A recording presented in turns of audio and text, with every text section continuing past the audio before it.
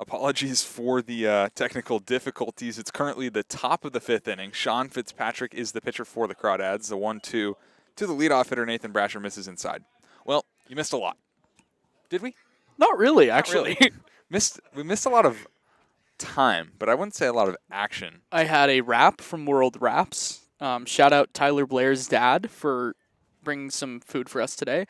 I had a couple bags of goldfish. So not a lot of game action. This is Sean Fitzpatrick's debut as a Crawdad. It's 2nd inning of work. The 1-2 pitch, slider taken, strike 3. It's the 3rd time today that Brasher has gone down by way of the K. It's the 2nd strikeout of the day for Fitzpatrick. Now 2 outs in the 5th. Just a beautiful wraparound slider from Fitzpatrick there. So the book on Jackson Flora is closed. 3 innings pitched, gave up 1 hit, 2 runs, neither of which were earned, no walks, and he had 4 strikeouts. Leading this inning off was Jeremy Maldonado. He led it off with a single up the middle. Now Isaiah Velasco, who will take his fastball strike in there 0-1. Velasco 0 for 2. It was Velasco that, well, he reached second base on an error. That Casey Cummings just dropped the fly ball, allowed 2 runs to score, and knotted this game up at 2. A slider from Fitzpatrick is in there for a strike. 0-2. He's throwing frisbees right now. He's throwing frisbees. His fastball is good. He's able to cut it and sink it. He can do a lot with it. So he's been very, very, very impressive in his dad's debut. Pitched at Arkansas. He only had 2 innings, so it's really not much to show for. Runner on first, 2 outs. The 0-2 from Fitzpatrick is grounded right side. Ellis has time. He fields. He flips to first. And in time, no runs, a hit, a strikeout for Fitzpatrick. We head to the bottom of the 5th, knotted up at 2. You're listening to Crawdads Baseball here on the Crawdads Streaming Network.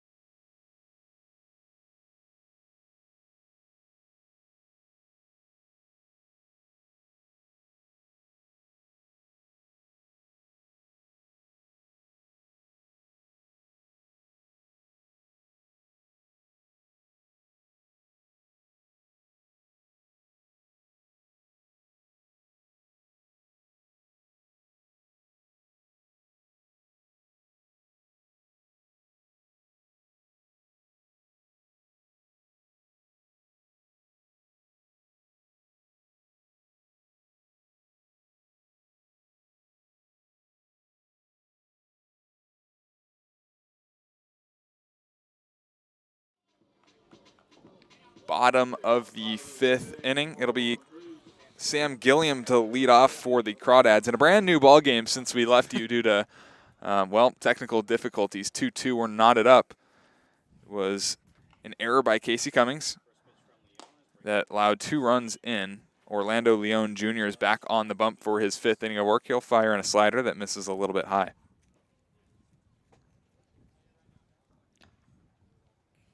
One 0 from Leon. And therefore, strike went back to the slider to get it. think we should take a look around the CCL. This look around the CCL is brought to you by American Stage Tours. American Stage Tours, small enough to care, large enough to compete after this pitch. The 1-1 is chopped left side and comes Hayden Hall, the third baseman. Crow hop, throw across the diamond, dug out at first base by Chavi, and there's one away in the bottom of the fifth. Couple of games going on right now. Of course, the one you're listening to, 2-2. We'll run you down a little more about what's happened so far. Slow Blues at the Conejo Oaks. Conejo undefeated to start the season. They're up 3-1, bottom 4. Solano Bay Area, the battle for Solano JC. Bay Area leads 1-0 in the bottom of the fourth, and then some other games going on later tonight that we will keep you updated on as well. Joey Donnelly, the first baseman, who's 0 for 1. He struck out in his last at-bat. Slow start to the season. He'll take a strike here. Technically 2 for 12, but in the stat sheet, 1 for 11. Have to figure out some scoring issues as the 0-1 swung on and missed. He's down in the count yet again. He'll find it. He was one of the hotter players to start the season for the Dads, at least in Game 1. Had a big home run.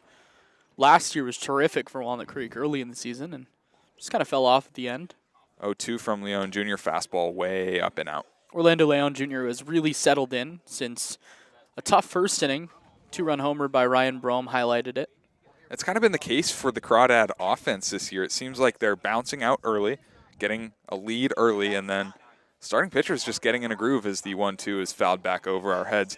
The starting pitcher is multiple times has been able to bounce back from a big first inning and go 4 or 5 innings deep into a ball game. Not exactly sure the reasoning. And the Crawdads haven't been able to match the same thing on the pitching end. 1-2 pitch in the dirt. Good block by Isaiah Velasco. 2 balls, 2 strikes. I would like to say thanks to everyone for sticking with us through these last couple of games. I know we've had some technical difficulties on our end. Alon Desai, the former broadcaster who you all know so well, has done a terrific job, and we're without him, so we're trying to figure our way through. 2-2 is skied in the infield. It'll be Jeremy Maldonado calling for it, but no, Ryan Martinez takes over and makes the catch in the outfield grass for out number 2. Yeah, we'd be a lost cause without Alon. Oh, my goodness. It's even with him. I mean, we are a lost cause right now without Alon. Currently, yeah, it's tough. Someone who I thought we were going to be a lost cause without, Daniel Rainey, our assistant GM last year. He's going to be back in attendance this weekend. Very excited to see him. Cam Calvillo stands in with 2 outs. He'll take a pitch that gets to the backstop for a ball, 1-0. I think this is a good time to start mentioning some of our big events we have going on this weekend. Maybe the biggest weekend in Crawdads history in terms of some of the stuff we're doing off the field. We have our Little League Day. Come sign up, get a pack of cards, get your cards signed by the Crawdads. This one a good pitch, but misses down and out, 2-0. Then Saturday, our Father's Day special. Of course, not on Father's Day, no game on Father's Day, but we're going to have Ike from Ike's Sandwiches throughout the first pitch. We've got a Father's Day barbecue after the game. 2-0, finds the corner for a strike. Went back to the slider, 2 balls and a strike. Just very excited for this upcoming weekend. Sophie Arroyo and I have been planning it for a very long time. Excited to see kind of the accumulation of all of our thoughts. 2-1, fastball brushes Calvillo off the plate, 3 balls and a strike. Had Ike's for the first time 2 days ago. What did you get? I got the 726. What was on it? It was turkey, bacon, avocado.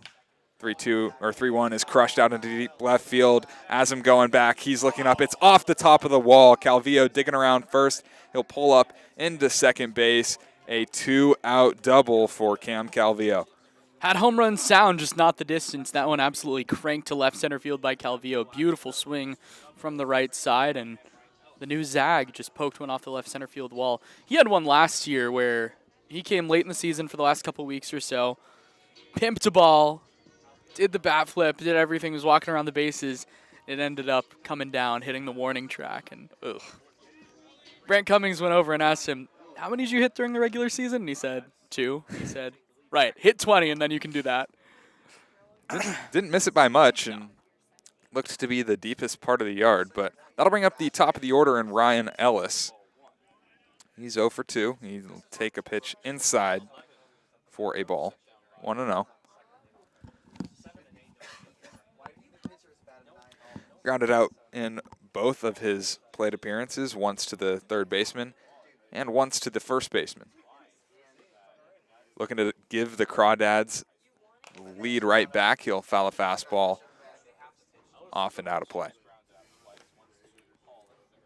Dad's offense just has not been there so far today outside of that first inning swing by Ryan Brome.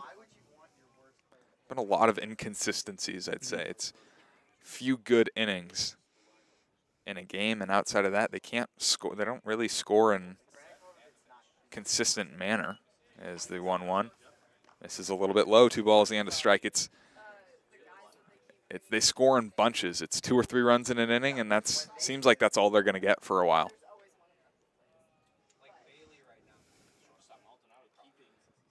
Infield, outfield, fairly straight up to the left-handed hitter, Ryan Ellis. A long look back to second base for Leon Jr. He fires in a changeup, misses just a little bit low. 3 balls and 1 strike to Ryan Ellis. That's exactly what he needs to do in that leadoff spot. Pass the bat to Casey Cummings, who's seeing the ball well today. Cummings waits on deck. Lined out to left in his last at-bat, but singled and scored in the first, also stole a base, hit both balls hard to 3-1. Finds the bottom of the zone for a strike. Ryan Ellis didn't think so. He was on his way down to first base. Yeah, but it was a pretty perfect 3-1 spot by Leon. Right there on the outside corner at the knees from Ellis. Not much you can do with it if he swings the stick. 3 balls, 2 strikes, 2 outs, a runner on second base here in the Crawdads half of the 5th inning. Leon kicks, deals, ball 4, gets away from the catcher, and Calvillo is able to advance 90 feet on what should be a passed ball and a walk. Good job by Calvillo to have the wherewithal to take that extra base, noticing that catcher Velasco kind of met Justin Ammett behind the plate, nearly pushed him over. Thankfully did not. That'll call for a mound visit from the Sonoma Stompers head coach. I do not believe that this will be the day for Orlando Leon Jr., who's given up just the 2 runs, has only 1 strikeout, but ever since that, the first inning, he's been pretty rock solid. Yeah, he really has set down 11 in a row until Cam Calvillo reached just 2 batters ago, and there's really not much activity going on in the Stompers bullpen. They own someone who was an innings eater last year, pitched about 30 innings for Sonoma. Well, earlier before we had technical difficulties, we were talking about the CCL, the players that have played in the CCL. 39 players, former CCL players, have ended up actually playing in the major leagues. Some of those include current MLB players: Kyle Hendricks, CJ Crone, Ross Stripling, Andrew Vaughn, Dylan Tate, Crush Davis. It's a good, very good group of players. Runners on the corners. Leon ready, delivers in a changeup. Had Casey Cummings swinging out in front, 0-1. Can I add a couple? You may. I don't know if they were official CCL players or played for a team that played a lot of games against the CCL, but Chris Bryant and Kevin Gosman were both playing for a Nevada team, which wouldn't make sense that it's in the CCL, but they did. They count them as CCL stats. 0-1 is in there for a strike. Went back to the changeup and found the knees. At least on my favorite website, the Baseball Cube. Baseball Cube is it's an underrated site. It's got the clutch factor. Here's our official plug for the Baseball Cube. Runner goes at first. Pitch is a slider called a ball. So Ryan Ellis will reach second base on what will be a defensive indifference. Now there's runners on second and third, and 2 outs for Casey Cummings. I'm giving him a steal on that one. I think he had it stolen either way. I know there was no throw. I'll give him a steal. No steal. Kobe says no steal. No steal. Official scorer today says no steal. The 1-2 pitch to Cummings. Fastball taken for a strike in the left-handed batter's box. Wow, he cannot believe it. However, the Crawdads strand a couple of runners. Can't score in their half of the 5th. We head to the top of the 6th. Knotted up at 2. You're listening to Crawdad Baseball here on the Crawdad Broadcast Network.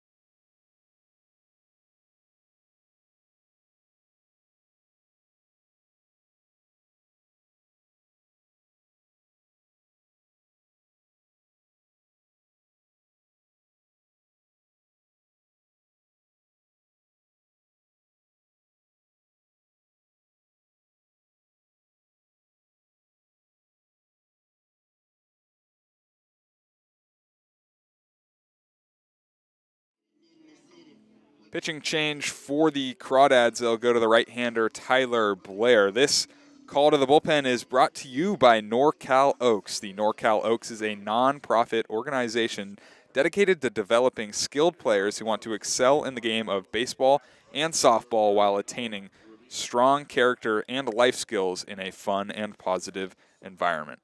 Top of the 6th inning, Tyler Blair relieving Sean Fitzpatrick, who went 2 innings, gave up a hit, walked 1, and struck out 1.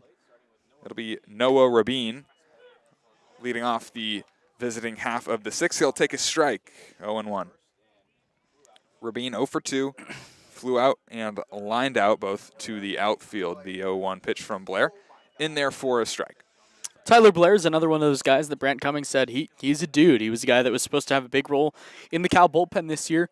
An injury kept him out for the entire season, but he's been good for the Crawdads. 2 strikeouts, just a hit in his 1 inning of work. No runs allowed.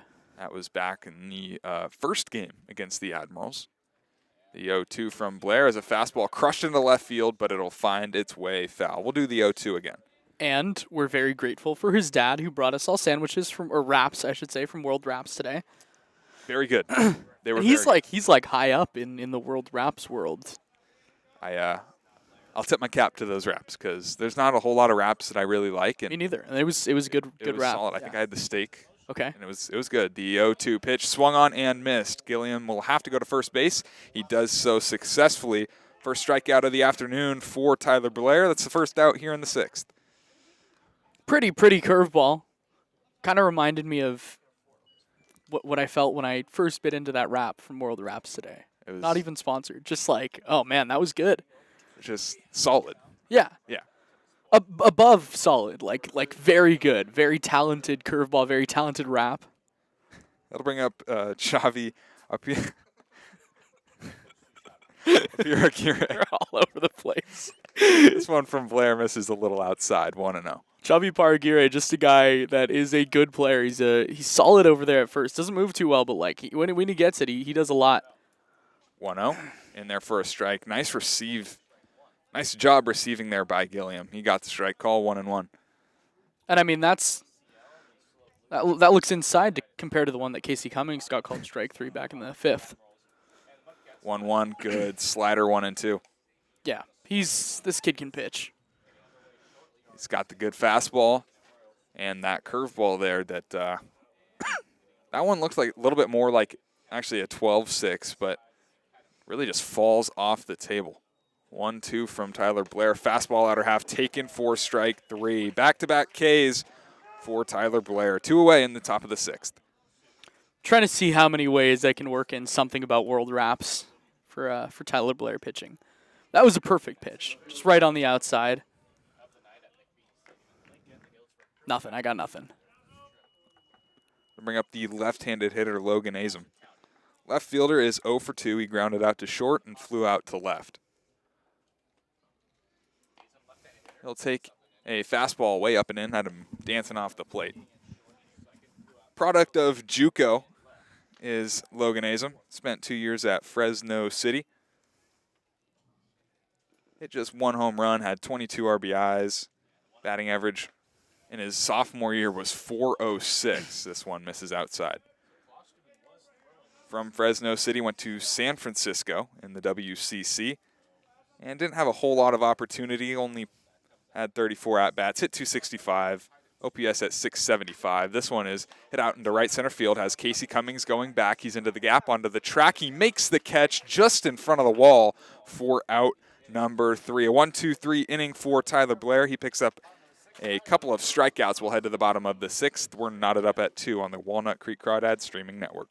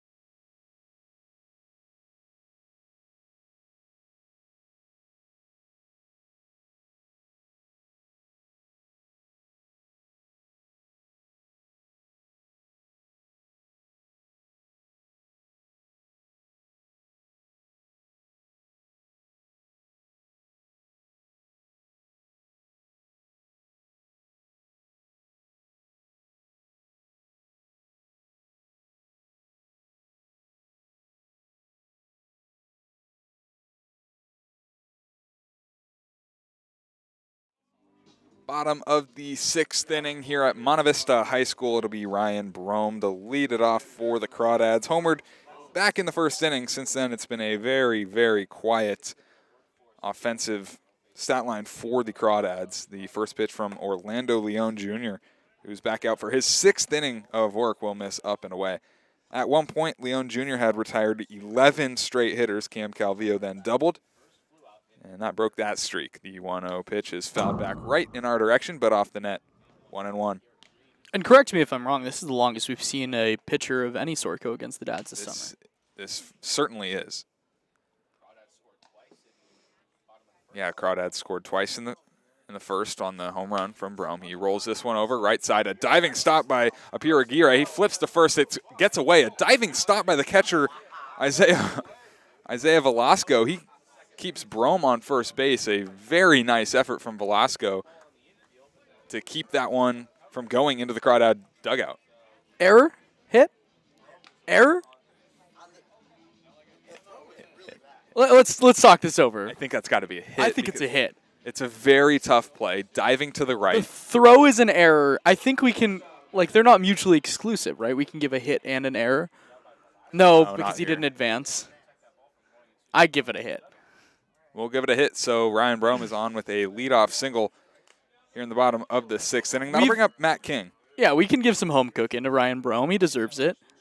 I mean, it was a very nice play by Xavi Apir Aguirre to keep that in the infield. This one's grounded up the middle. Second baseman Martinez flips to second for one. On to first in time, a double play, so it doesn't matter.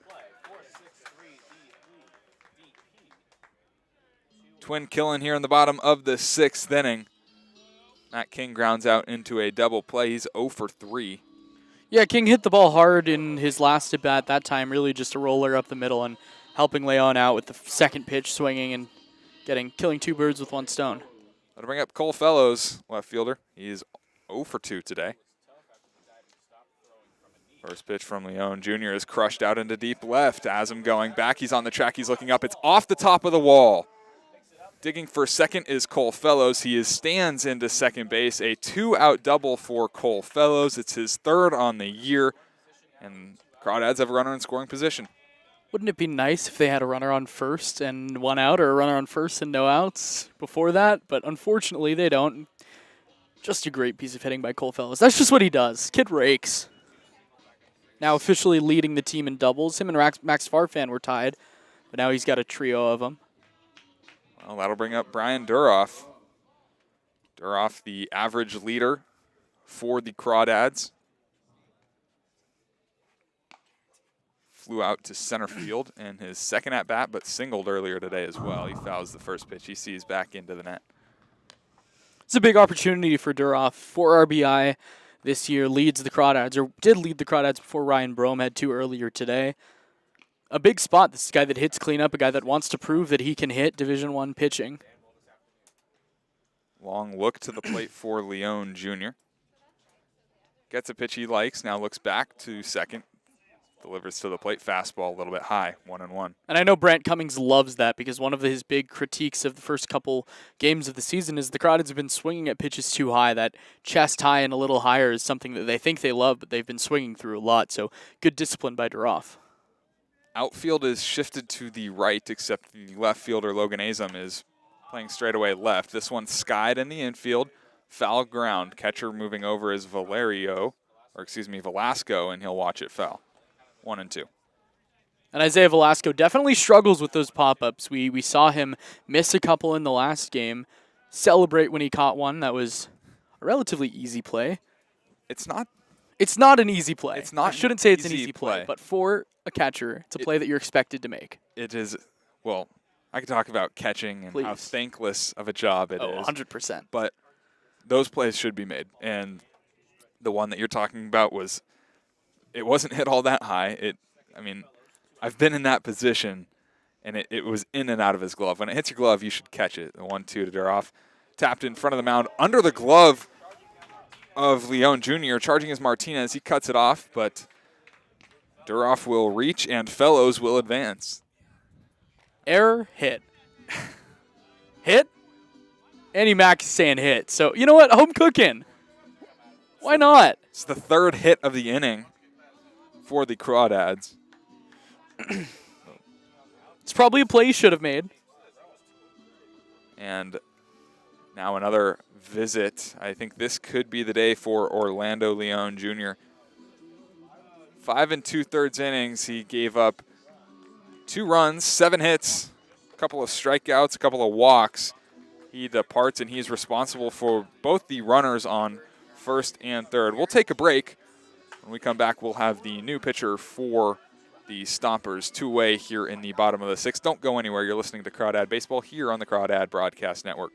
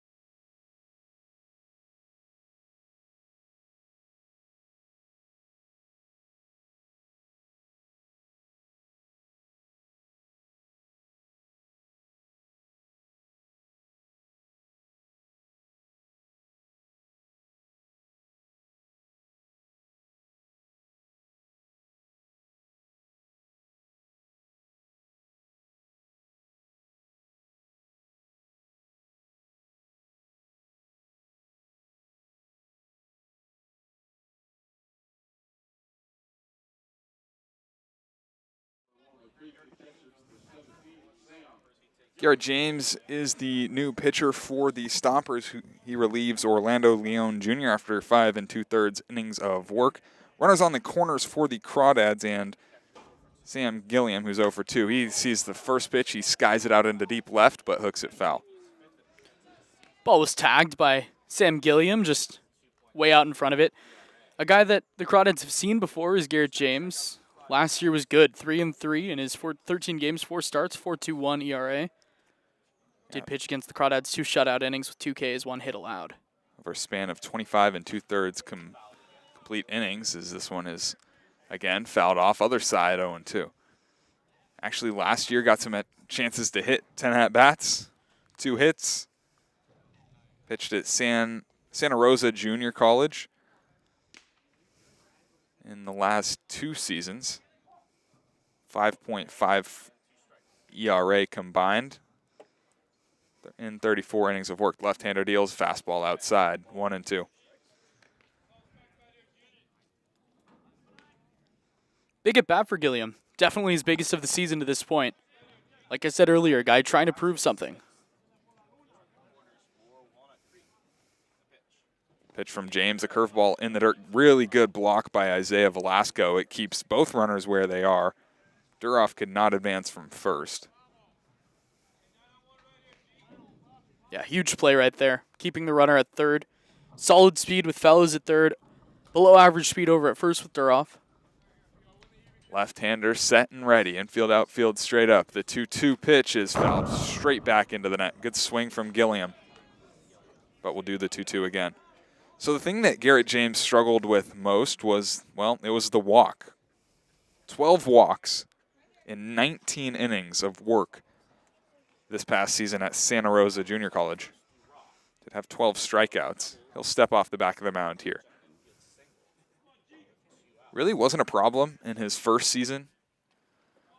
Over the summer last year, wasn't really much of an issue either, but something came up and hasn't really been himself. The 2-2 with the runner goes. This pitch reaches the backstop. Breaking for the plate is Fellows. The flip from the catcher not in time. So the Crawdads will take the lead back here in the 6th inning. It's 3-2. Hey, it doesn't matter how you do it. The dads will take it. That's huge. Just looked like it slipped out of the hand of Garrett James. Way, way up and outside. Gilliam really doesn't have to do anything. And a good break by Fellows. A closer play than it probably should have been. Brian Duroff advanced to second base. He was stealing on the pitch. Would have been safe. I'm pretty sure he would have been safe regardless or not if Velasco was able to stop that. But now we'll have a 3-2 pitch to the catcher, Gilliam. It's a curveball. It's poked out into center field. In comes Brasher, the center fielder. Has room and reaches up to make the catch. Bill of the cap high, but not after. The Crawdads strike back and score their third run. Take the lead 3-2 on 3 hits. We head to the top of the 7th. It's 3-2 Crawdads.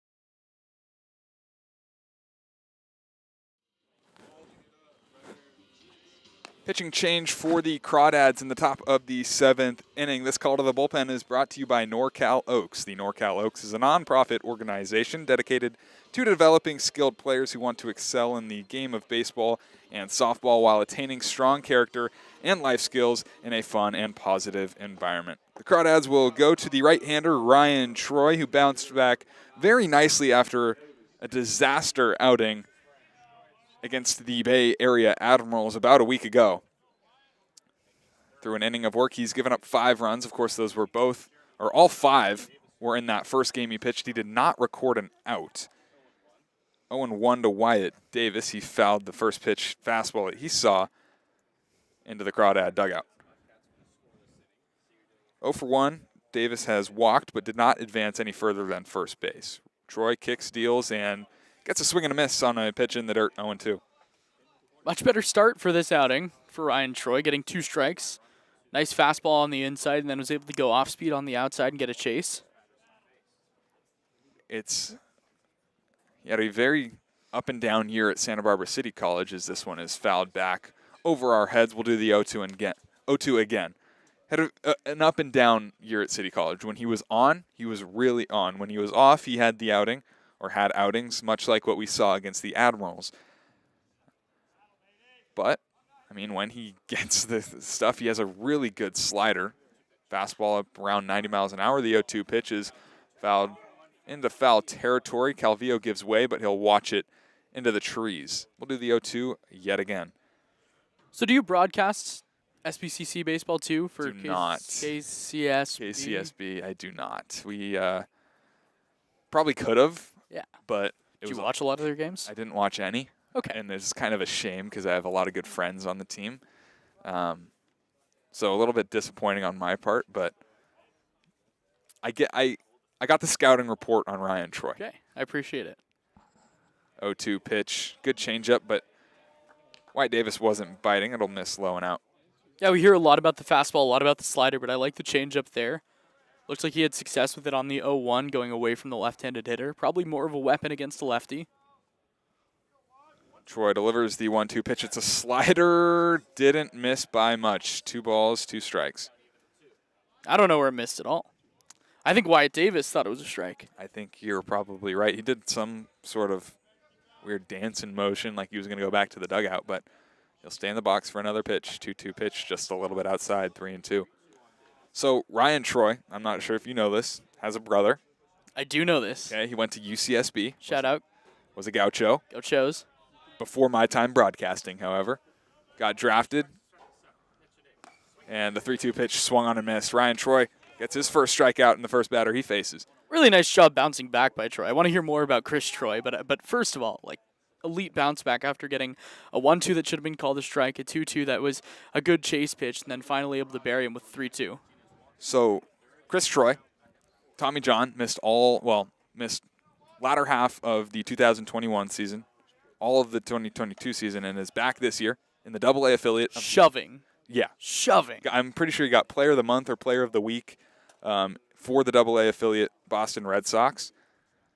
Throws 100 miles an hour. That's the scouting report on him. The 1-0 pitch is grounded left side.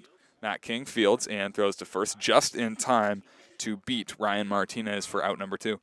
Laser beam from Matt King there from short. Looks like a stronger arm than last year from Matt King already. Just that one throw was huge. By the way, Chris Troy, 42 strikeouts in 21 innings. He is averaging 18 strikeouts per 9. Yeah, and the ERA for him in the 4s, but I can tell you it was a little bit lower, so I think he just I was going to say, it was a lot lower. I think it was like 1.3. Yeah, that's what I was. About 2 weeks ago. Yeah. And so he must have had a bad starter, bad outing. 1-0. Just a little bit low, did not miss by much to the right-handed hitter, Jeremy Maldonado.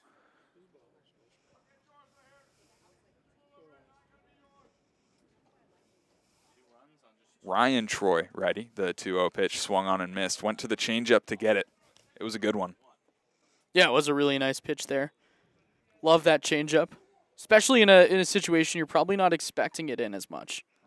Hitters count 2-0. Flip it. If you can throw a changeup, command it really well, 2-0, you're going to have success in the game of baseball. 2-1 slider, that's a good one. 2-2.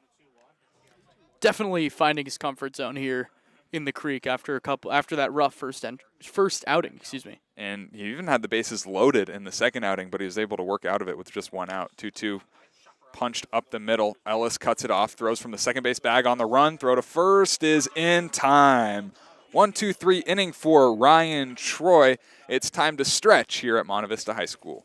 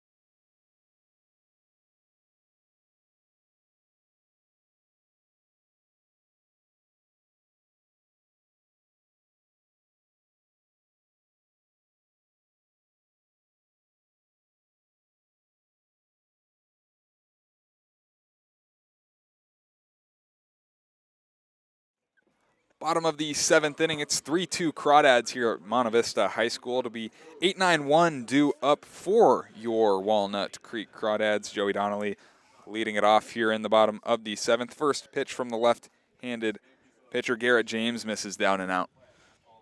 It'll be interesting to see what Joey can do against a really tough lefty in Garrett James. A lot of funk from James. Big left-handed thrower with a really straight over-the-top release. James is in his second inning of work, technically only needed to record 1 out in his first inning back in the bottom of the 6th. Good changeup there, has Donnelly out in front, 1-1. Got Sam Gilliam to fly out to center field.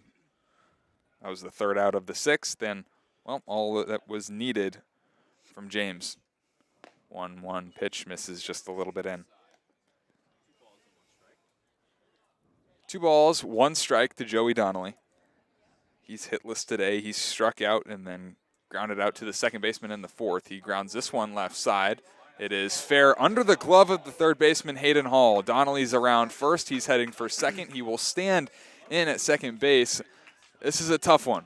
Is it a double or is it an error? 3 of these in the last 2 innings. I think it's hit and error. Hit because he would have gotten to first. The error moved him to second. I'm going to contest that. I'm going to say it's a double because the third baseman, Hayden Hall, was waiting to see if that was going to get over the third base bag or not. It was not hit hard at all.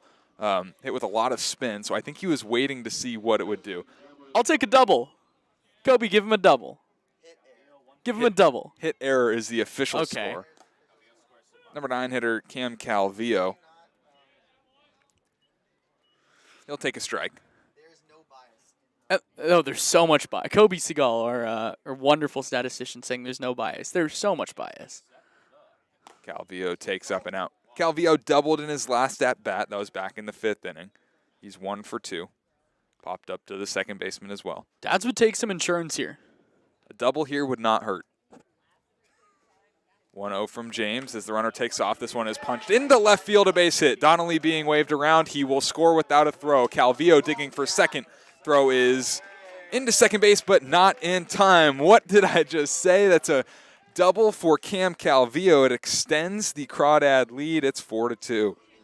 Pretty great managing there by Brant Cummings, sending the runner in motion, allowed that left side of the infield to stay open, and Calvillo really just poked it through, hit it pretty slowly, and with the left fielder Azam playing back, Calvillo was able to take that wide turnaround first, and with his wheels, second base was easy. It's the second double of the afternoon for Cam Calvillo. That'll bring up the top of the Crawdad order and Ryan Ellis. Ellis lefty on lefty with Garrett James. Walked in his last at-bat back in the 5th. Other than that, he's 0 for 2. He'll take a fastball here. That misses just a little out. 1-0. So how about that? A double wouldn't hurt, and a double is what the Crawdads get. 1-0 pitch. Ran inside and actually hit Ryan Ellis. Looked like it got him on the thigh. Crawdads will have runners on first and second. Still nobody out here in the bottom of the 7th. Weird little plate appearance there from Ryan Ellis. Looked like it kind of just nicked him, but that was funky. By the way, never seen a reverse broadcaster's jinx? Never. It might be the first ever. Ever of all time. It'll bring up Casey Cummings. Struck out and actually squares to bunt here. Gets it down third base line, but it'll roll foul. Struck out in the 5th inning on a pitch that was quite literally in the left-handed batter's box. And, well, it was far out. He singled and scored on the home run back in the 1st. Flew out to deep, deep left field in his at-bat in the 3rd.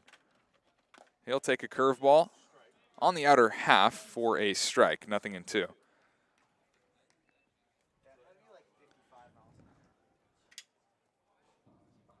James delivers in another curveball. It's kind of punched just at the shortstop, Jeremy Maldonado. He takes a few steps back and makes the catch, an easy out, number 1. Just a weird couple innings this has been, don't you think? It really is. Like that one just kind of fisted. The Calvillo and Donnelly doubles are like the 2 slowest hit balls of the day. Ever since our broadcast came back, it's just been like... Oh, yeah, I forgot about that whole thing. It's just interesting. Ryan Brome now with 1 away will take a curveball for a strike, 0-1. Interested to see how Brome does against a really tough lefty as well. Guy who hit lefties well last year. He'll take another one. This time it's another curveball in there for a strike. Brome 2 for 3. Homered. He singled. Flew out to right. Austin got an 82% on his final. As the fastball runs inside, it's a ball, 1-2. Congratulations. I would just like to say I was averaging a 59 on my business administration 101 tests. I got an 82 on the final. Runners go. Pitches swung on and missed. Throwdown goes to second. And a double steal, another successful double steal for the Crawdads. However, Ryan Brome strikes out. There's two-way, 2 runners on for Matt King. Tough at bat there for Brome. I think he had to swing in order to protect both of the runners, especially seeing Ellis break late.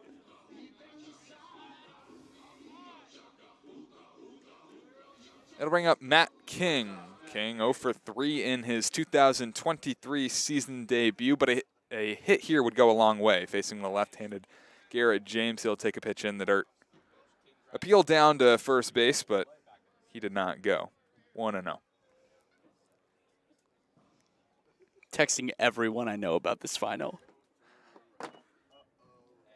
1-0 pitch, another slider. This one again in the dirt. Good stop by Isaiah Velasco, but count will still go to 2 balls and no strikes. 2 runs on 2 hits and an error for the Sonoma Stompers. 4 runs, 9 hits and an error for the Crawdads. Fastball here, but misses a little high, 3-0. Matt King would love a hit here, but a walk means free ice cream. If he reaches base safely today, Yeah. yeah, he's a dairy guy, and this one is in there for a strike, 3-1. Some excited fans waiting for Matt King. I would be too. Can we get raffle tickets? 3-1, fouled back. I'm going to have to go ahead and say no. Probably not. I think we could. That takes away because we're not really fans. Yeah, I know. The 3-2 pitch way outside, and there it is. There it is, folks. 1 free fan in attendance will win ice cream here today. I think we've had it every game. Back when we were doing an opposing player strikes out, we had it. And then we moved it to a player on the Crawdads gets on base. So I think we're cooking. Our promo's doing its thing. I'll bring up the left-handed hitter, Cole Fellows. 55-mile-an-hour curveball is in there for a strike. Fellows 1 for 3. Hit his 3rd double of the season and scored in the 6th. Outside of that, 0 for 2, a couple of ground outs. 0-1 pitch, runs inside and hits him. With the bases loaded, a run will score. So Cole Fellows will take first base. He'll take the RBI, and the Crawdads will take a 5-2 lead. Doesn't matter how they're doing it. They've had the luck on their side this inning, and a game after they had probably the worst luck that I've seen in 2 years here. They're getting some luck back on their side, and that's exactly what you need to start a winning streak that the Crawdads pretty desperately need. That'll be Brian Duroff. He's the 8th Crawdad to come to the plate in this inning. First pitch swung on and missed. Looked like a pretty good changeup from the left-hander Garrett James. Duroff singled in the 6th, singled in the 2nd, and flew out to pretty deep center field in the 4th. He takes a huge cut at a changeup and comes up empty-handed. 0-2. Crawdads will still take a couple more runs. I promise. Runs don't hurt. No, absolutely not. Especially with this, one of your top RBI guys from last season, one of the top RBI guys in the nation last year at JUCO. 0-2 pitch just below the knees. Tripled up on the changeup, but Duroff didn't bite on this one, 1-2. And I think the way Velasco caught that ball definitely didn't help his case whatsoever. Snapped it down instead of trying to keep it back up. 1-2 from James is hit out into left field. In comes Logan Azam. He will reach up and makes the running catch for out number 3. But not before the Crawdads mark on 2 runs, take a 5-2 lead on a couple of hits. We head to the top of the 8th inning. You're listening to Crawdads Baseball here on the Crawdads Broadcast Network.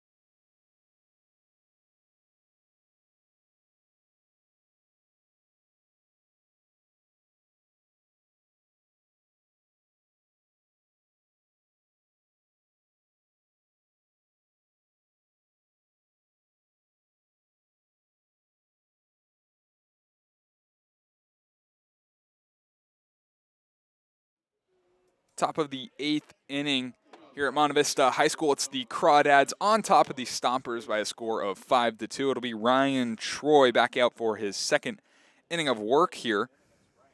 He'll face 9-1-2. Hayden Hall leading off. He'll take a pitch down below the knees, 1-0. Loved the last inning of work from Ryan Troy. Thought he did a great job. Obviously, getting that first strikeout and then 2 ground balls are always going to help. The first 1-2-3 inning he's had in this season. I was going to say the first in red and black, but isn't SBCC also red and black? SBCC is red and black. Actually, you could fool me that these are Santa Barbara City College jerseys from here. I don't think we talk enough about how good the Crawdads jerseys are. I really like the Craw ones. This one is shot into center field. A base hit right over the head of Ryan Troy. I'm a big fan of the Craw ones. Let's see, what else do we have? We have the grays with Craw, the red with Crawdads. I've only seen the 2. I feel like we have a third one. I'm going to go to the Instagram really quickly. Yeah, we've seen the ones that they're wearing today. Crawdads in the red tops. Got black lettering with some outlines that are white, and then Sonoma and some pretty much classic grays look very similar to Dodger away uniforms. I guess we do only have the 2. I think we should go with an all black. All black would be really, really cool. Runner on first, Ryan Troy delivers a fastball to Nathan Brasher that's skied off to the right and out of play.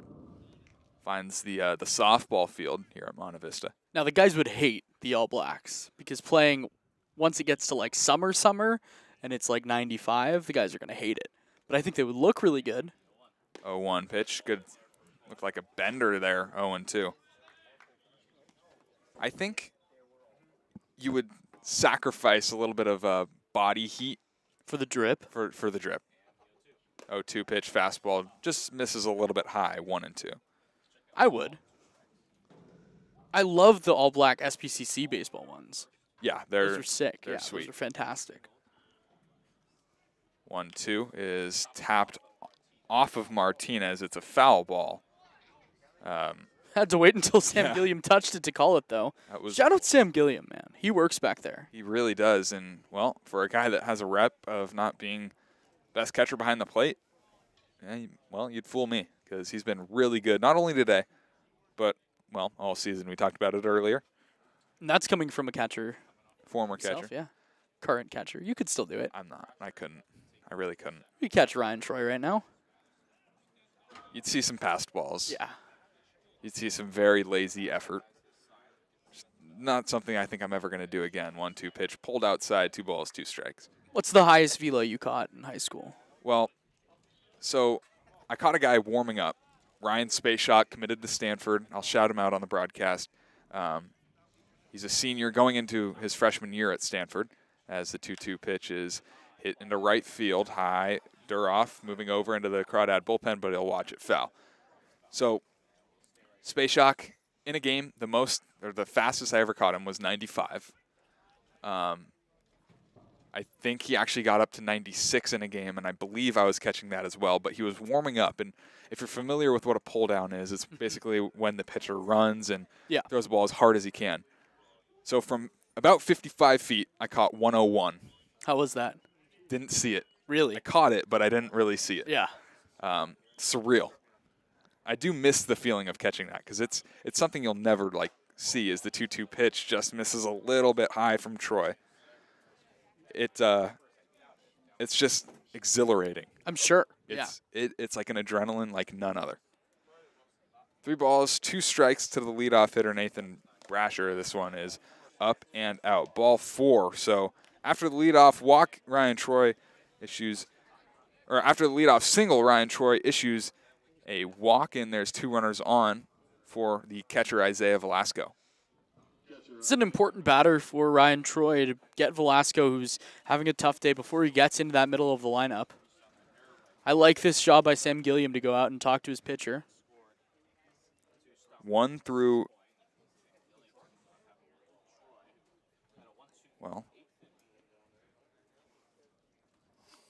6.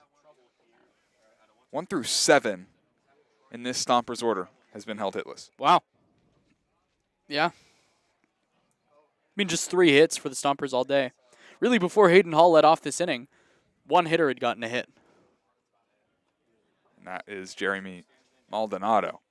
Standing in now is Velasco. He'll take a pitch just a little bit high. Troy didn't think so, asking where it was missed, kind of motioning with his hands, asking if it's up. Apparently it is. That's one where if the umpire's looking to call strikes, if Troy's peppering the strike zone with strikes, he'll get that call. 1-0, just a little outside. 2-0. It looks like Troy's getting squeezed a little bit here in the top of the 8th. Maybe a little. If I'm Brant Cummings, I'm sending someone to the bullpen just to at least start lightly tossing. Looks like a right-hander's doing some dancing around out there, but yeah, no one's throwing just yet.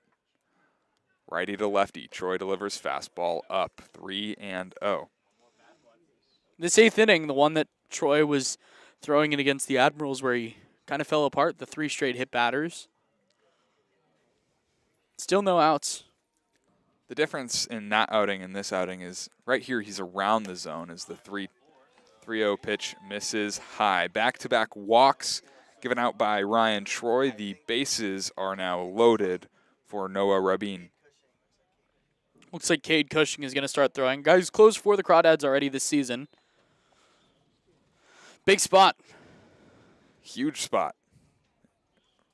Rabin 0 for 3. He's struck out. He's lined out. He's also popped up in the infield.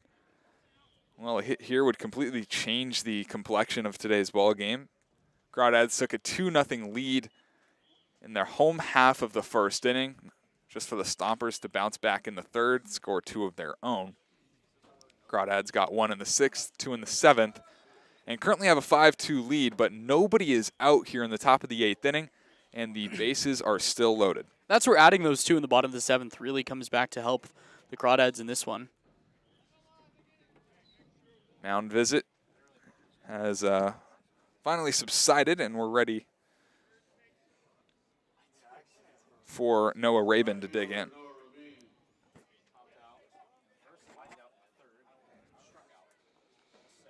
Troy, the right-hander, Rabin, left-hander. Deep breath for Troy. He delivers a fastball chopped on the ground right side. Ryan Ellis going back. He flips to second for 1 onto first.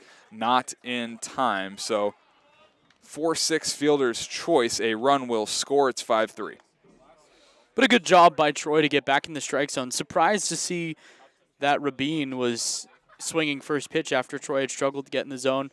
Nearly turned it, but a little too much speed by Rabin.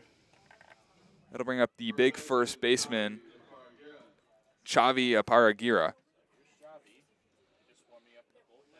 He's 0 for 3. He struck out. He grounds this one left side into left field, a base hit. A run will score. And runners on first and second. It's 5-4. Like I just said, those 2 in the 7th really coming back to help Walnut Creek. Cade Cushing now starting to throw a little bit firmer, a little bit with a little more intensity. Got to imagine this will be probably the last batter for Ryan Troy. It'll be Logan Azum, who's 0 for 3. A couple of flyouts, 1 to left, 1 to center. He'll take a curveball in there for a strike. A really good backdoor curveball from Ryan Troy. And the stuff is there. That's never the question for Ryan Troy. It's just can he get into the zone and how consistently can he get into the zone. Those 3 walks or the 2 walks this inning really have hurt. Troy delivers a slider, and it misses a little bit in. Had Azum wanting to bite, but he's able to check his swing.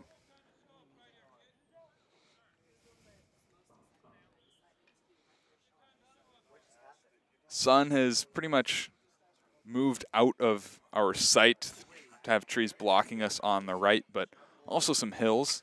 Not completely setting, only 6:15 local time. The 1-1 pitch from Troy is fouled back into the net, 1-2. Good pitch. Just a fastball on the outside. Got Azum to try to reach at it. Wyatt Davis on deck. Good, proven hitter. A couple of runs already in the inning for the Stompers. 5-4 is the score. Troy delivers. It's grounded right back to Troy. He'll go to second. There's one there. Ellis's throw to first. It's in time, and inning-ending double play. The Stompers do score 2 on 2 walks, a couple of singles, but Ryan Troy is able to limit the damage, we'll head to the bottom of the 8th inning where the Crawdads will look to add on to their 5-4 lead. Don't go anywhere. You're listening to Crawdad Baseball here on the Crawdads Streaming Network.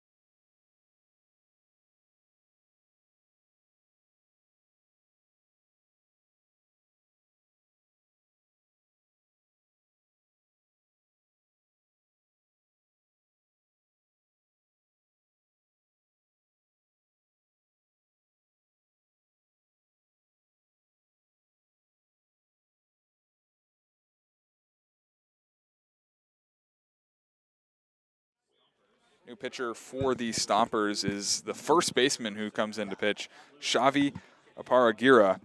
First pitch, breaking ball misses a little bit low. This call to the bullpen is brought to you by NorCal Oaks. The NorCal Oaks is a nonprofit organization dedicated to developing skilled players. This one is hit on the ground, left side, gets by. Gilliam rather is going to be digging for second. Throw gets all the way to the bullpen. And Sam Gilliam will reach second base on what should be an E5. Kind of a lot going on here. There were a lot of defensive substitutions. That ball, ground ball to the third baseman, a beautiful diving stop. I'm not even sure if it's Hayden Hall still with all of the substitutions. It is. That is one of the ones that I'm kind of sure about. A lot of mix and match pieces here. A lot going on, so forgive us on that front. Nevertheless, Sam Gilliam is on second base. Nobody out for Joey Donnelly. Yeah? Did you get all the defense in? I was trying to help. Not even close. Okay, cool. I got you in a minute. Okay. First pitch to Donnelly, who's singled and scored in this ball game already. Okay. Wyatt Davis started the game at DH, moves to left field. Okay. The second Martinez brother, Tyler, moves to center field, came into pinch hit. Noah Rabin still in right. Left side of the infield stays the same. Ryan Martinez stays at second. Logan Aza moves from left to first. Xavi moves from first to the bump. Fastball into Donnelly. And there for a strike, 1-1. Yeah. So from left to right in the outfield, Davis, Tyler Martinez, Noah Rabin.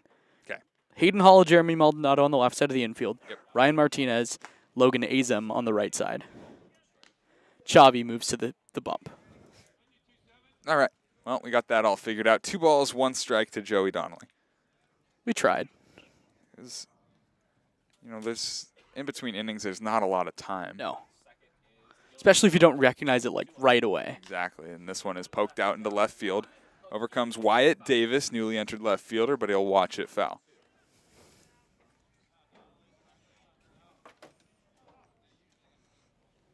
I think we've probably seen the end of the day for Ryan Troy. Be surprised if we didn't see Cade Cushing come into the game, who is all of a sudden kind of the closer of this team. He came in for Ryan Troy in that first game, only allowed 1 run as ball in the dirt. Good block by Velasco, 3-2. Allowed none of his own, of course. Came in with the bases loaded, nobody out. But did a good job of putting out the fire that Ryan Troy kind of ignited there. It's the 3-2 in the dirt. That's ball 4.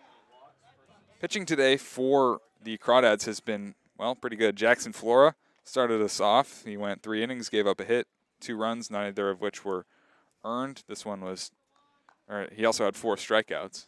I think it's time to take a look around the CCL. This look around the CCL is brought to you by American Stage Tours. American Stage Tours, small enough to care, large enough to compete. 3 games going on in the CCL North.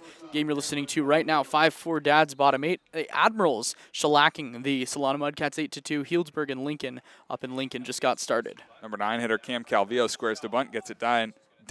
Apira Aguirre goes to first. Both runners will advance, so a successful sac bunt for Cam Calvillo will bring up the top of the order. Yeah, that's a great job by Calvillo. Just bunted it right back to the mound. Not a perfect bunt by any means, but hit it softly enough with the runners smart enough to be able to read that one right off the bat, move both of them up. Brent Cummings looking to add at least 1 this inning. Apira Aguirre is the 3rd pitcher to come in for the Sonoma Stompers. He relieves Garrett James, who relieved Orlando Leon Jr. First pitch to Ellis, fastball, top of the zone, called a ball. And Orlando Leon Jr. was pretty terrific after the Ryan Brome home run. Really settled down, like we said, set down 11 straight at one point. 1-0 pitch finds the bottom of the zone. That'll even the count at a ball and a strike. You know, I'm trying out a new pencil today. I'm not a fan of how it's writing on my book. It's just like it's not as sturdy as my old pencil. So my patented great handwriting is not so great today. I'm more of a pen guy myself, as this one is cranked out into right field. Back goes the right fielder, Rabin. He won't get it. He'll watch it roll all the way to the track in the wall. Gilliam is in. Donnelly is in. 2-run score for the Crawdads. Ellis into second base. It's a 1-out double here in the bottom of the 8th inning. Just a huge piece of hitting by Ryan Ellis. They were playing him to push the ball, and I don't know why. I don't think they recognized the full pull power that Ryan Ellis has. Just cranked that one down the right field line, turned on the inside fastball, was able to take complete advantage of the misplayed defense. It's the 3rd time today that Ryan Ellis will reach base. It's his first hit of the afternoon. Walked twice. That'll bring up Casey Cummings. First pitch swinging, fouled it straight back. Cummings 1-for-4 in today's ball game. Struck out on a pitch that was not a strike. Popped up and flew out to left. This one runs inside and hits him on the wrist. It's the 5th time this year that Casey Cummings has been hit by a pitch, and this one got him on the wrist. It's going to take him some time. Ouch. Yeah, that doesn't feel good. Got to feel for the guy because, he loves getting on base, but that's not the way you want to do it. Looked like it. Hand, wrist, and that area. Well, it's always scary when a pitch runs in and gets a guy in that spot. For the Crawdads, they'll have runners on first and second. It'll be Ellis on second, Cummings on first. Cummings just now reaches first base and kind of brushes the trainer away, says he's all right, meeting at the mound. Casey Cummings, kind of in that same boat. We're just because he just committed to Texas, like he is in prove-it mode right now, both to himself to an extent and to Texas, where, hey, I can hit this quality pitching, I can stay in these games, I can compete at the highest level. So now time for the designated hitter, Ryan Brome. He's homered, singled, struck out, and flew out to deep right. Works here with the runner in scoring position. He's swinging at the first pitch. He fouls it back and out of play. We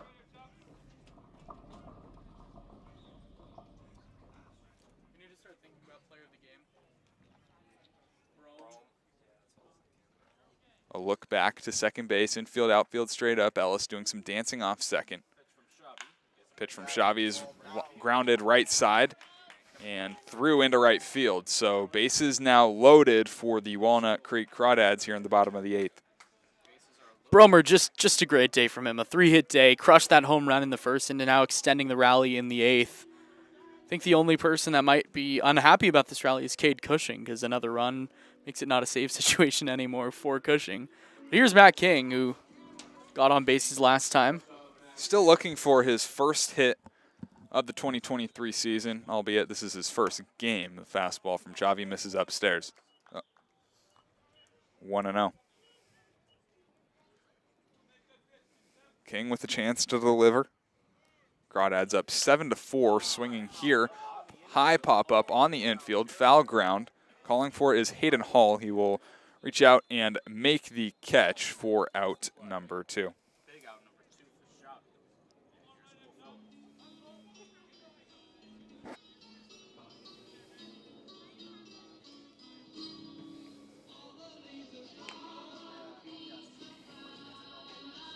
Bases loaded, 2 outs for Cole Fellows, who hit his Crawdad leading third double of the season. Also got hit by a pitch. He swings first pitch here, fouls it straight back. 8th hitter to hit in this inning for the Crawdads, 2 runs already in. They'll take another double. They'll take a bases clearing double for Cole Fellows. Facing the right-handed pitcher Chavi, he delivers. He skies this one deep left field. Back goes Wyatt Davis. He's on the track. He reaches up and makes the catch. Crawdads notch 2 runs on the board, couple of hits, and go down, stranding 3 runners. We'll go to the top of the 9th, where Cade Cushing will come in and look to close out this ball game for the Crawdads. 7-4, don't go anywhere. Listen to Crawdad Baseball here on the Crawdad Streaming Network.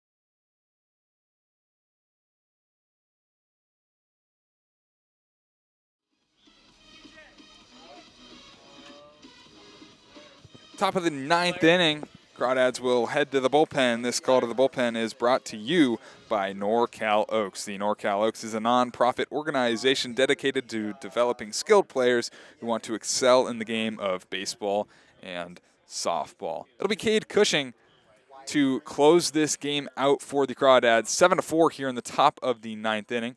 2 innings pitched on the year for the right-hander. Gave up 1 hit, 4 strikeouts, a couple of walks. And first pitch swinging here in the top of the 9th for Wyatt Davis. Throw to first in time. That's out number 1. Great start for Cade Cushing. Right now the team leader in saves with 1. Looking to extend that lead. You can't really say double it because no one else has a save on the season. But, hey, he'll take that extra save. It's a good look for a guy who really struggled at San Jose State this year, trying to pick it up. And he has looked really good to all of us. Yeah, it's a deadly hammer from the right side, a good fastball that complements it really well. Yeah, San Jose State just this past season completed an inning in 2/3 as a breaking ball misses downstairs. Gave up 10 earned runs. I believe this is a pinch hitter. I think this is Omar Gastelum.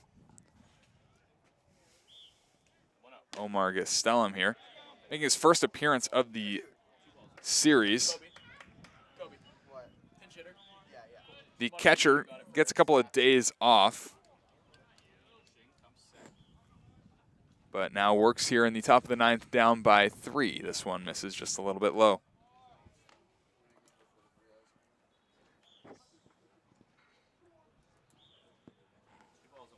Two balls, 1 strike to Gastelum. He fouls this one back about our height, just a little bit to the right. Coming up next for the Crawdads, they'll play the Stompers tomorrow. That'll be at Arnold Field at 6:05 p.m. Cushing kicks, steals, fires in a fastball, just a little bit low. 3 balls, 2 strikes. Love the spot there, though. Little 2-2 challenge fastball, diving down and in. 3-2 from Cushing. This one is skied high right side, and comes the right fielder Duroff. Out goes Ellis. It'll be Duroff calling and making the catch for the second out here in the top of the ninth. Great work. Cushing just needs one more out to secure that second save.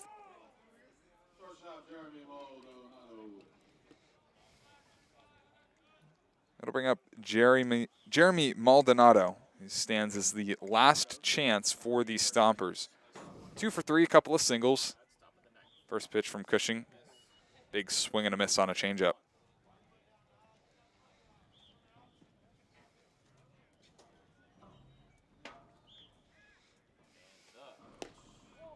This one misses a little bit low. 1 ball, 1 strike. Love what we're seeing from Cushing, though. Pounding the zone, getting back on the bump, and he knows what he wants to throw every time. Kicks, fires, and misses in with the fastball. 2 balls and a strike. Goes arm side with the fastball a lot. Not afraid to go in on right-handed hitter. It's the second of 4 games against these two teams, as that's a beauty of a curveball that finds the zone. 2 balls, 2 strikes, 2 outs. Want to say everybody's on their feet, but not everybody's on their feet. The 2-2 pitch is popped up foul. We'll do the 2-2 again. Father's Day game. Get ready for it. Get on your feet for that one. I'm already on my feet. Me too. Wait. Crawdads trying to bounce back after a 7-1 loss. The 2-2 pitch from Cushing swung on and missed. The ball game is over. The Crawdads reign victorious in the second game of the 4-game set. 7-4 is your final score. 12 hits, 1 error for the Crawdads. 4 hits, 2 errors for the Stompers. Winning pitcher today, Tyler Blair. Losing pitcher, Orlando Leone Jr. Pretty successful day for the Crawdads. Yeah, you said it. They needed a win. Thought they played a really complete game. The error by Casey Cummings really makes the score look closer than it was, but not necessarily like a horrible, horrible error. It was a hard hit ball. Pitching, I thought, crushed it. Jackson Flora was phenomenal. Bullpen did a good job. Yeah, it was a good game. Love them dads. We'll take a short break. It'll be Justin DeHaas and Kobe Siegel carrying you the rest of the way for the post-game show. For Austin Oda, my name is Carson Mercier, signing out. Thank you all for tuning in.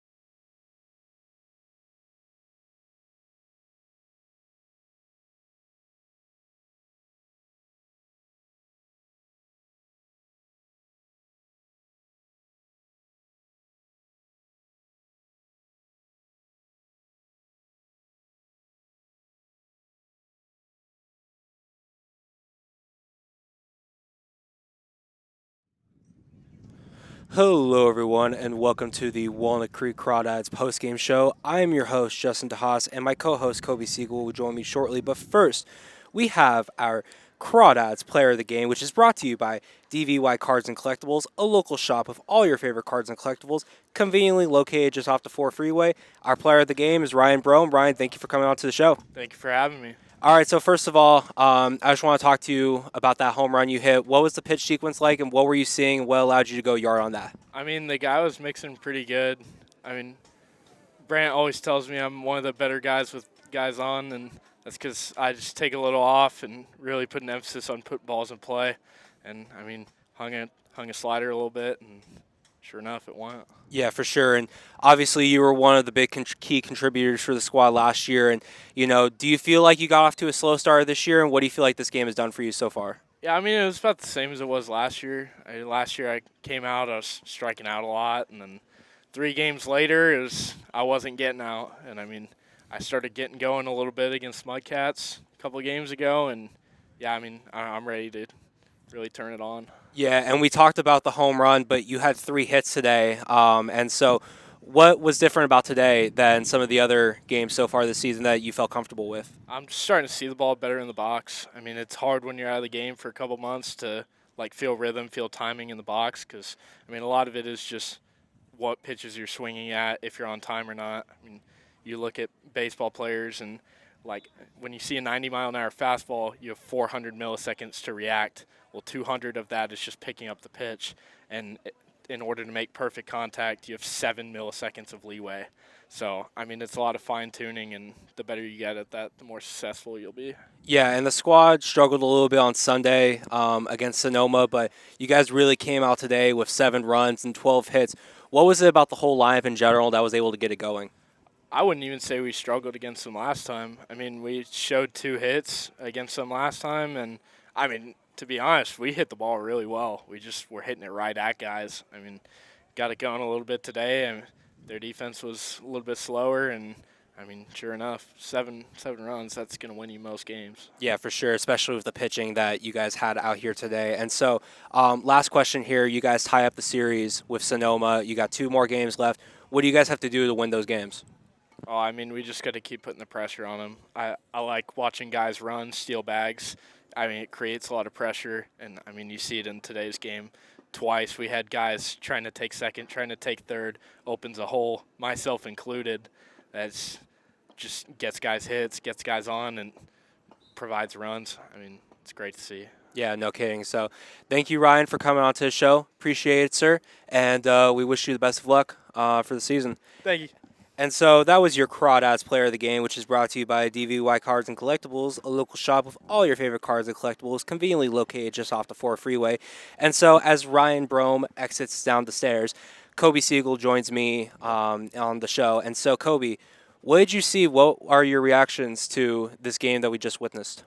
Well, I mean, clearly a positive reaction. It was looking a little shaky in the 8th inning when they had bases loaded, nobody out, but got out of it a great defensive play by Ryan Troy, even though his pitching definitely was not where he wants it to be. But, I mean, got out of it, scored 2 in the 8th, so definitely a really positive performance here today for the Crawdads. Yeah, for sure. And you mentioned Ryan Troy, and I actually felt like he looked good in his first inning of work, especially coming off a performance in his last game where he was looking good and stuff like that. But then it was that second inning that really got to him. You mentioned the bases loaded, and fortunately the Crawdads were able to get out of it, but obviously a little more stress in the later innings than you would like. And so I think that's a perfect segue over to just the overall pitching. First, I want to talk about Jackson Flora, high school kid who looked really good out there, and I mean, eventually, 3 innings of work, got a couple unearned runs, but overall solid showing from Flora. What did you make of his performance? Okay, well, Flora, I mean, from the first pitch on, he was just different. I mean, okay, when we look at his stats today, he was topping out at 92 miles per hour, and I mean that's pretty significant. There were 6 scouts in attendance. all had their radar guns out. They were marking down the pitches, seeing how fast he was throwing. 92. So obviously, that's pretty fast, especially for an 18-year-old. For the first inning, he looked unhittable. 2 strikeouts and a little dribbler, and then second inning, clean inning, 1, 2, 3. Then the third inning was a little shakier. Ended up letting up 2 runs on the air by Casey Cummings, but the ball was hit pretty well.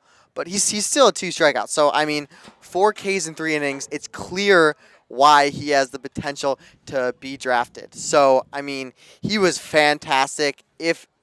I hope this is not the only time we get to see him pitch because he was fun to watch. Just the life on his fastball. I mean, the late life was crazy. And, I mean, that was clearly a pro-level fastball. Yeah, no kidding. And, I mean, look, this is a kid who touches 94 normally, right? But, today he was at 92, and he still looked incredible. And so, I mean, I think Flora is a very fascinating person, especially because he's been committed to LMU since his freshman year. And we were talking to the head coach at Monte Vista, Mateo, and he was saying how, I don't know how he's still committed to Loyola Marymount. He should have a lot more offers at this point. He should be, especially when you mentioned potential draft pick, but he's still committed to LMU, and we'll see. We'll see where he gets drafted, if he gets drafted, but he sure looked good today in his CCL debut. And another kid who made a CCL debut, Sean Fitzpatrick, the reliever from Arkansas. He looked good as well. 2 innings of work, only allowed 1 hit and a walk, 3 strikeouts. So both of their K per 9s through the roof. And so Flora and Fitzpatrick, in their CCL debuts, made a heck of a duo, combining for 5 innings. And when it's obviously, as Brome alluded to on the broadcast, when you get 7 runs, you should be winning games, and when you have that sort of pitching, again, you should be able to come through. And so it wasn't just those 2 guys. It was also some of the relief pitchers. So what did you make of the pitching as a whole? Well, I mean, fantastic. I think this game featured 4 of the premier pitchers of this Crawdad staff. Flora, Fitzpatrick, Cushing, and Blair. I think Troy needs to improve on his command. His stuff's pretty good, but you can see improve on his command. But the other 4, I mean, they're fantastic. Sean Fitzpatrick, only 2 2/3 inning at Arkansas, but no one scored a run against him. He had 5 strikeouts. He's not the hardest thrower, but he's got a little funky delivery, little sidearm, submarine action, and his 2-seam slider combo. His 2-seam from up in the broadcast booth, if you can call it that. You could really see the 2-seam action, slider action. It was really devastating, especially to lefties. The 2-seamer just cuts in right at the last second to lefties, and then the slider, as Carson said on the broadcast, the slider looks like a frisbee. Just a fantastic pitch, and he has instantly cemented himself as one of the best Crawdads pitchers. And Tyler Blair, only 1 inning. He's working his way back from an injury, but I mean, he looks great. And then Cade Cushing shut down in the 9th with 1, 2, 3 inning. But Ryan Troy, the first inning was great. Yeah. Great first inning. The second inning got a little wild, but that first inning was great. I think he can really build on it. Yeah, and the funny thing about Troy is that we've seen flashes of greatness, and then we've seen just flashes of disappointment, right? Where it's like our first impression of him is that game at Solano College where he just didn't have it, to say the least. And then in his second outing, only pitched an inning, but like you said, looked really good. And then today, first inning, he pitched. He also looked really good, and it was just that second inning where it wasn't as bad as his first performance, but it certainly wasn't like the other ones we had seen. And so I think that's a good recap on the Crawdads pitching. Let's talk about the Crawdads hitting. I think the player of the game was rather obvious with Ryan Brome. Only guy on the team with 3 hits. Obviously, he had the home run to dead center. And I believe his batting average before the game started was around 200. Yeah. And now it's 300.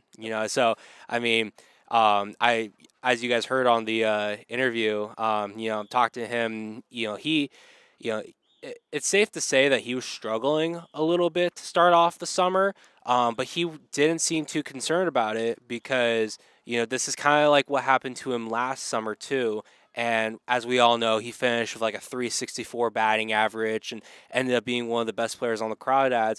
And if he does do that, if he does replicate that, look at this game as a potential game changer for Ryan Brome. What did you make of his performance? Well, it was great, and one thing he mentioned during the interview I thought was really key was that this is his first time facing live pitching in a year, essentially, because he really didn't play at Texas Tech this year. Yeah. So I mean, it's perfectly reasonable to assume a slower start, but I mean, I thought the interview with him was obviously fantastic, and I really liked how he mentioned the 400 milliseconds you have to make a decision, and I mean that it shows you how hard hitting is, how good these guys are, and how good Ryan Brome is to be able to.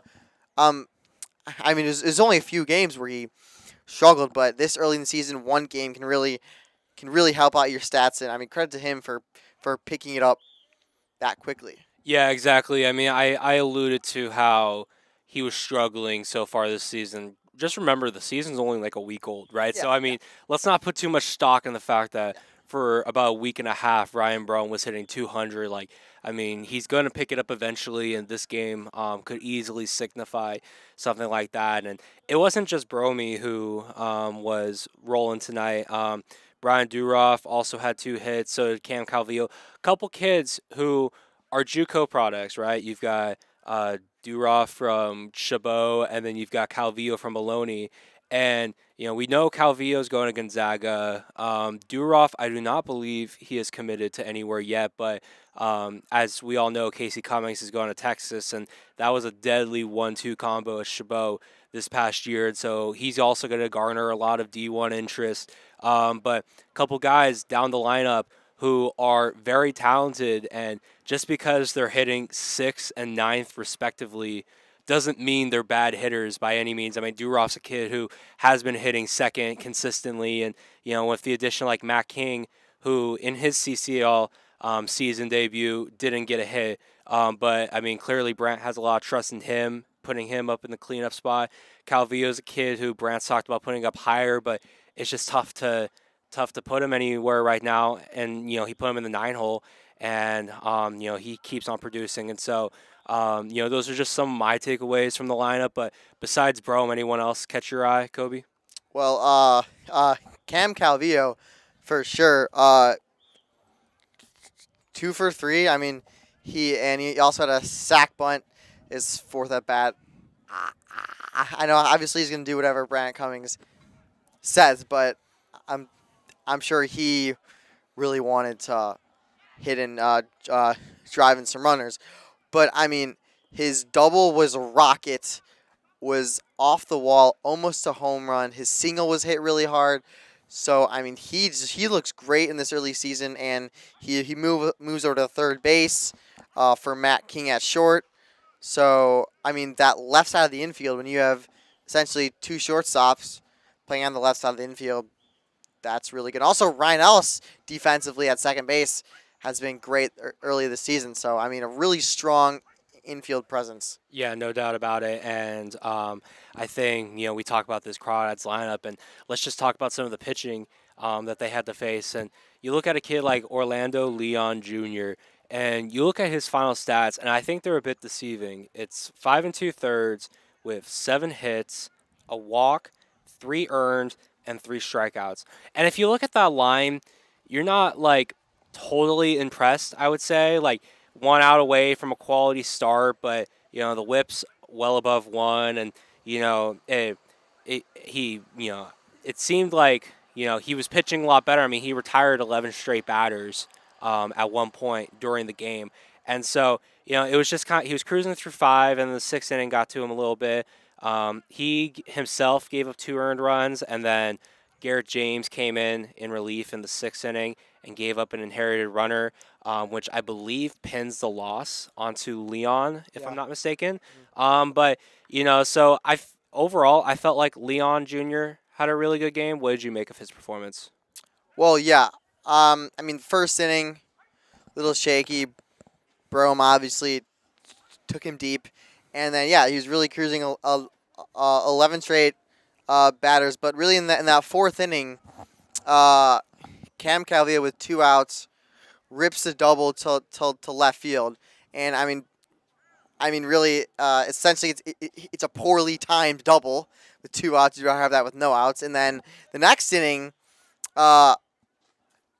it's the Crawdads get a hit, then immediately get a double play, and then Cole Fellows rips the double off the wall. So just 2 poorly timed doubles in the 4th and 5th inning. So if that doesn't happen, I mean, I think we could be talking about is a very, very different performance. But they finally got to him in the 6th and got him out of there. And Garrett James kind of struggled, a big lefty, but he doesn't throw especially hard. He has that slow curveball that was very effective. But a lot of it was Leon was very good, but it was also some poorly timed hits by the Crawdads. Yeah, no doubt. I mean, I think what you were referencing was that just a lot of hard contact, right? Like those doubles were just slapped off the wall. And but overall, Leon Jr., he was a CCL All-Star last year, and he looked like an all-star for most of today. And, looking at this pitching, this kind of moves it over to the lineup too. Xavi Ipadaguirre, he threw an inning. And, I mean, I don't think that was really scheduled. It didn't seem like he was really much of a pitcher. He's normally their first baseman, batting cleanup. But they threw him out there. It seemed like they were in need of some pitchers, especially because I think they threw him out there when they were only down like 5-4. And like they scored 2 runs off him. Exactly. So I mean, they made it close, and then they kind of just gave it away, if you will. But that's a perfect segue into the Stompers lineup, which I mean, didn't really get much going. 4 runs, but only on 4 hits. You look at Maldonado and Hall. In the 8 and 9 hole, respectively, getting 3 of the 4 hits. They were looking good. And then you look at a kid like Brasher, who was the leadoff hitter. And let's just say Brasher was not doing his job at the leadoff hitter. In 3 ABs, 3 strikeouts. So that is not what you want to see. But you got any insight on their lineup? Do I have an insight on their lineup? I do not.